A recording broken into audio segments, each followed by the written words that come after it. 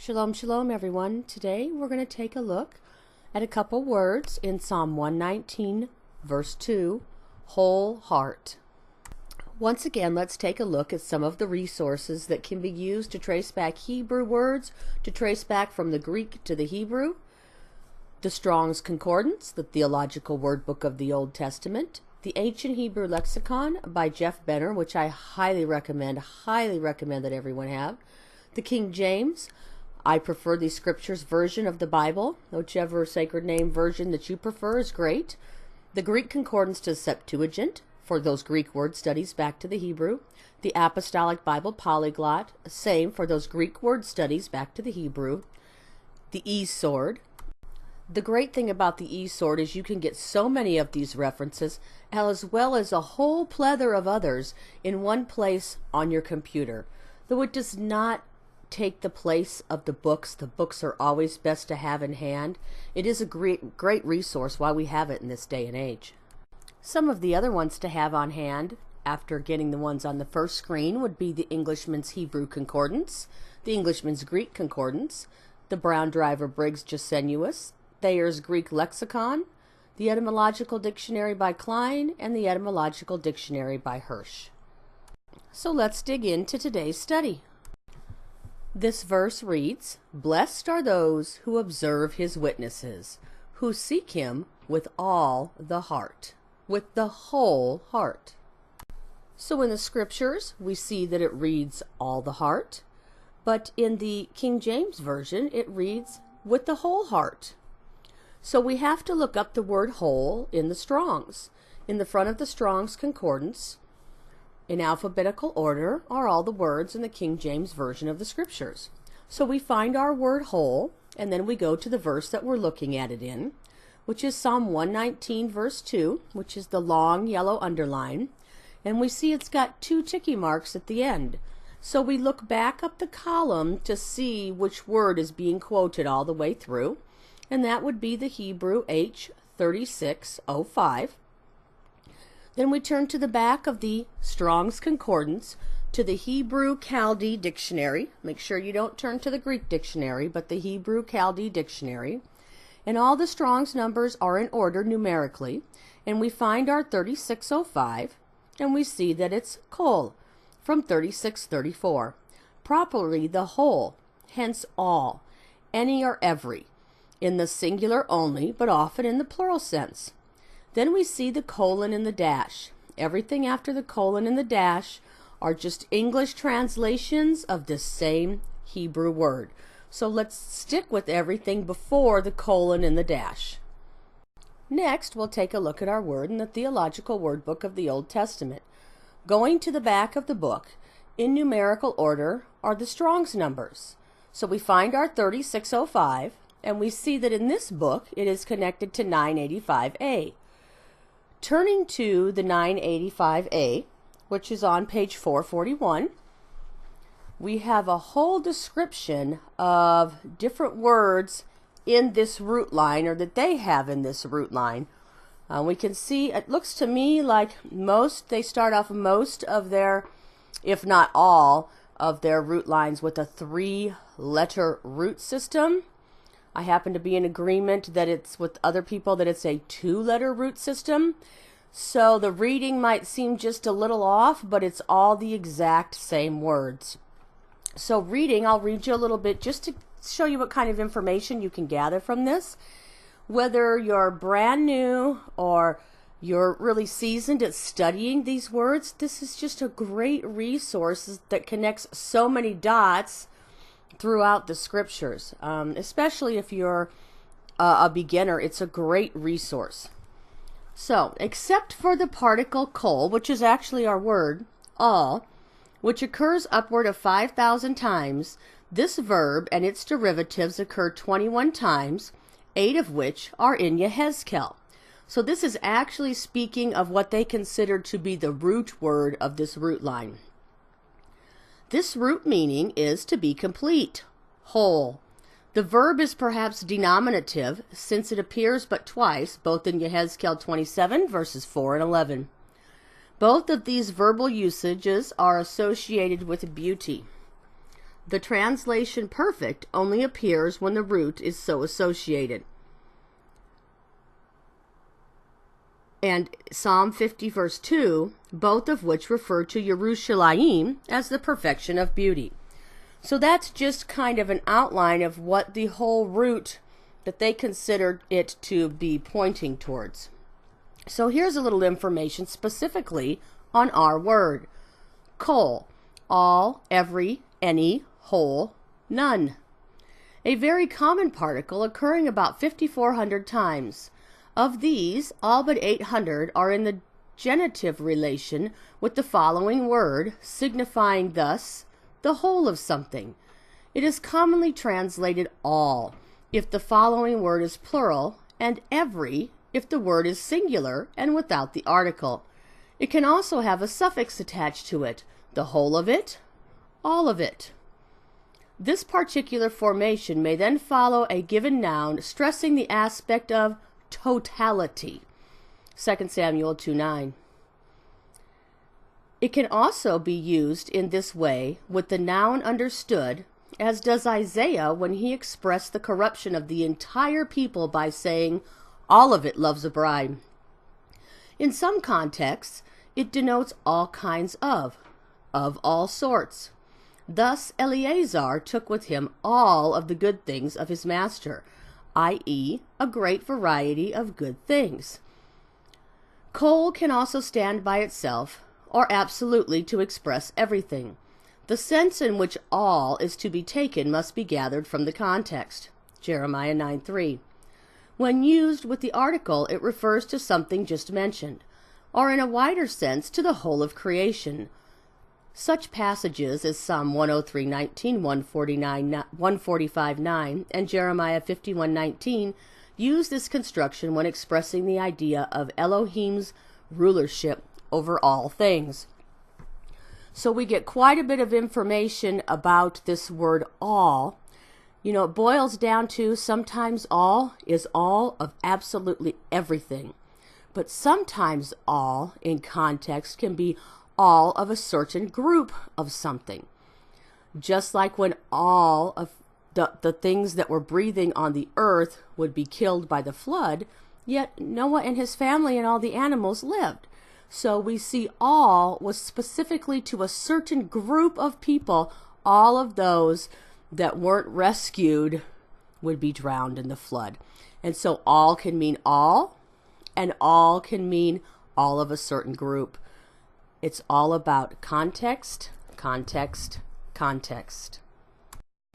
Tracing the word then back to the ancient Hebrew lexicon, looking in the back of the book, we see the Strong's numbers begin on page 555. Again, they're in numerical order. So we go to our number 3605, and we can see in this book that it goes to number 1242JN. Again, this is the book that I would highly recommend that if you don't have it in your resource collection, that you get it just absolutely as soon as you can, because it gives so much clarity to the ancient Hebrew and what we're actually looking at in the letters. So we see 1242 JN is actually on page 148. The root line actually starts on page 146. This actually is what I lovingly call the bride line, because it's the line, the root word line that contains the word bride. And I think once we get done just looking at this one piece of it, you'll understand why. So we have 1242JN. The N we see from right to left is the Kaf, the Wa, and the Lam. It's down there on the bottom in red, and it means all. It's pretty much all we get for that word. But if we look even at the V root right above it, we see it's the exact same word. It's just a noun or a verb form. And actually everything in Hebrew is about the action. So just looking even at the verb form of the exact same word, to provide what is needed to make someone or something whole or complete.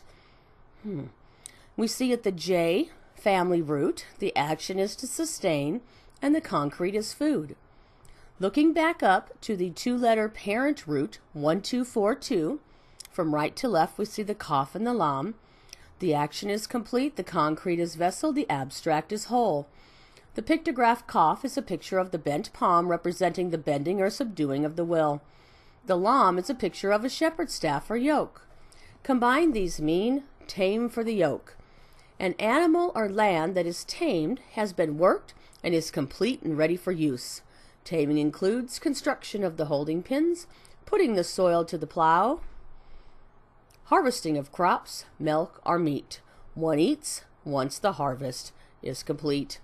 The soil in our heart needs to have the plow put to it.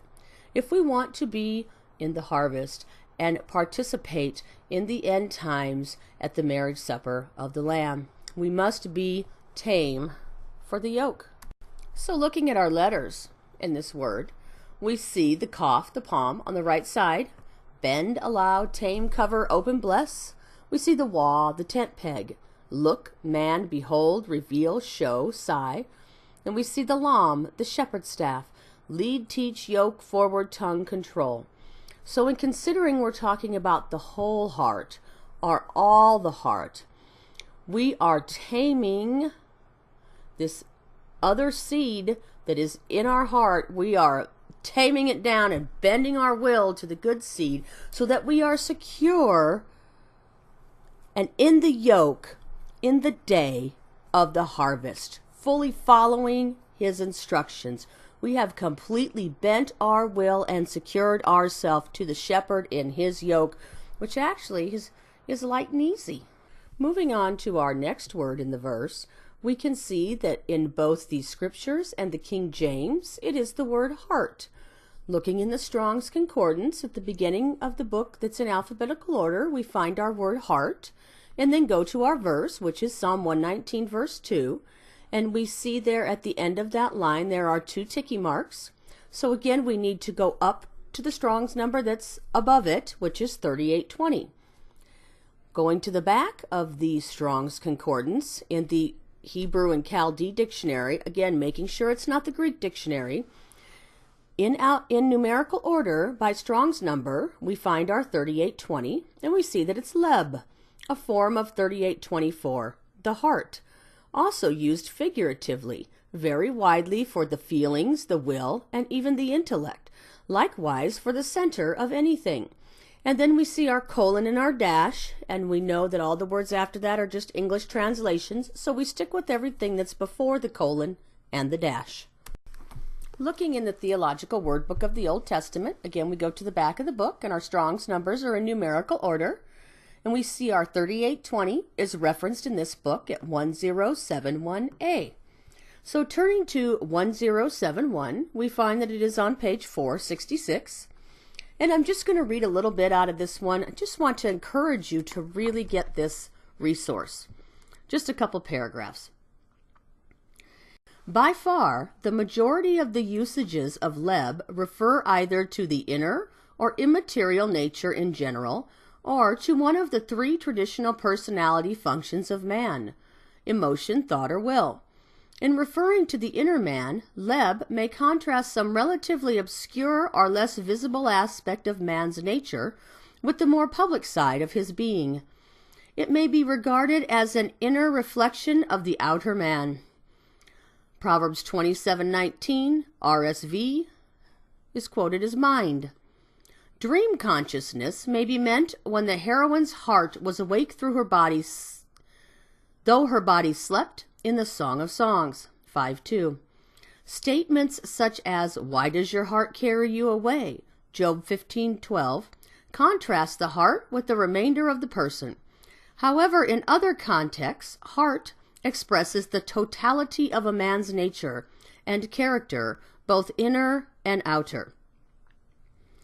And then we see another paragraph reads, "The whole spectrum of emotion is attributed to the heart. Examples of positive emotions are the following. Hannah's heart rejoiced, as should the hearts of those who seek Yah." 1 Chronicles 16:10. Love may be centered in the heart, as when Delilah complained that Samson's heart was not with her. Judges 16:15. Absalom gained for himself the loyalty of the Hebrew nation by stealing their hearts. 2 Sam 15:6. The joyful excitement from the news that Joseph was alive made Jacob's heart faint. Genesis 45:26. Reception of comfort is seated in the heart as an idiom to speak to the heart. Genesis 34:3, Isaiah 42. 4. To comfort. Then it goes on to talk about some evil emotion. And the last paragraph reads as follows. Personality dispositions may be considered as more or less permanent personality patterns. Some typical dispositions located in the heart are generosity, generous heart; pride, his heart became high; and faith, the heart made firm. And this reference book also gives you the scriptures that relate to those things they just said. I just didn't read them all on here. Again, encourage you to get this resource. So we see that this heart carries a lot of meaning behind it. It is the center of being. It is the place, as we're going to see, of authority. Looking in the back of the Ancient Hebrew Lexicon by Benner, we see that our Hebrew 3820 goes to 1255 AN. Looking at 1255 AN, we find it on page 156, but the actual root line starts on page 155. The N is from right to left, the lam beit, and it's the heart. Looking at the A, we see the concrete is heart, the organ that pumps the blood. This organ is also seen as the seat of the thought and emotion and mind. At the 1255 two-letter parent root, which is our lam beit, the concrete is heart, the abstract is think. The pictograph lam is a picture of the shepherd's staff representing authority. The beit is a picture of a tent representing what's inside. Combined, these mean authority inside. The consciousness of man is seen as coming from deep inside the chest, the heart. Thirst as an inside desire for water. So we see our lam, shepherd staff, lead, teach, yoke, forward, tongue, control, and our beit, which is the house. Family as the family inside the house, inn, or the tent floor plan, i.e. the rules of the house. So we saw that this heart is the authority inside. So thinking about our word whole and thinking about our word heart, we need to be tame, bending our will, securing ourselves back to the shepherd and his yoke as our authority that is inside and the center of our entire being. And we even see in this verse that has to do with his testimonies. I would encourage you to go maybe do a word search on the word testimonies for yourself and see where it doesn't end up around the ark. Again, my encouragement to myself and to everyone, Proverbs 2:4-5. If you seek her as silver and search for her as hidden treasure, then you would understand the fear of Yah and find the knowledge of Elohim. Praise Yah.